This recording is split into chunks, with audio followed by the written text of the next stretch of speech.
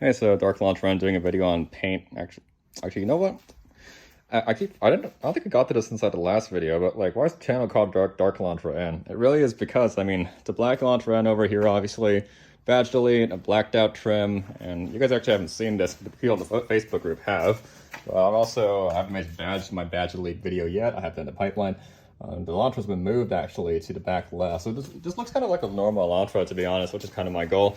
It's kind of why the channel is named like that. I do that badge delete video. It's in pipeline. I just been lazy to kind of edit it out, but yeah, that's kind of why the channel's called that way.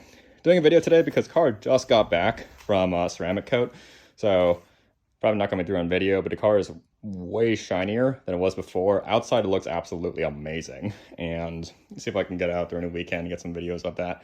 But the car was done by the people over at Metropolitan Detail and over in like Redmond, Washington. They're a C-Quartz finest dealer, and actually did this car with S-Tech Dyno Shield at the front, with the front bumper sort of area, and not the front bumper, the entire front of the vehicle, and hit the entire car with also C-Quartz finest. And doing kind of a video here on paint because with doing a C-Quartz finest job kind of implies they're also going to do a machine polish across a single stage polish across the entire car, and they actually found some sort of weird gremlins with the paint quality that they wanted to fix. So there's actually a very light paint correction. It's not a full paint correction on the vehicle. They didn't go super deep with it. Just to deal with some of the swirl marks they found on the hood, as well as on the wing back there, basically.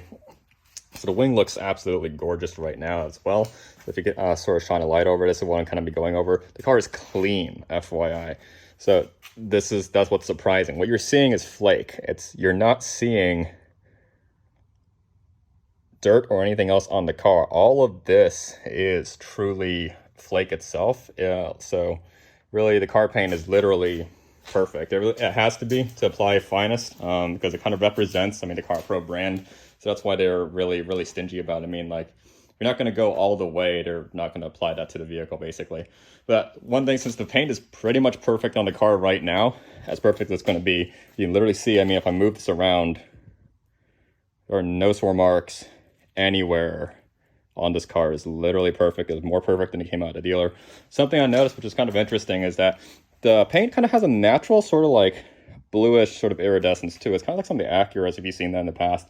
Something funny I just kind of noticed with the hood cover, you can tell it's not the exact same paint match because it's close, but it doesn't have the same sort of iridescence that the rest of the car kind of has. So I thought it was kind of funny. You wouldn't normally notice it if you're just looking at it like this, but something that you do kind of pick up on when you have the paint this good looking, basically. I was kind of picking that up on the door handles as well. So if you look over here where the door handles are, same deal. So that's that. I guess that plastic or some other kind of phantom black on the door handles. You can see it on the back door handle as well. It's not an exact match to even the body. You wouldn't normally be able to tell unless, I mean, literally you have the paints pretty much immaculate, which is where it's at right now. Same for like the plastic over here. They're kind of matched to that, which is why maybe I'm suspecting like a plastic cowling or something like that.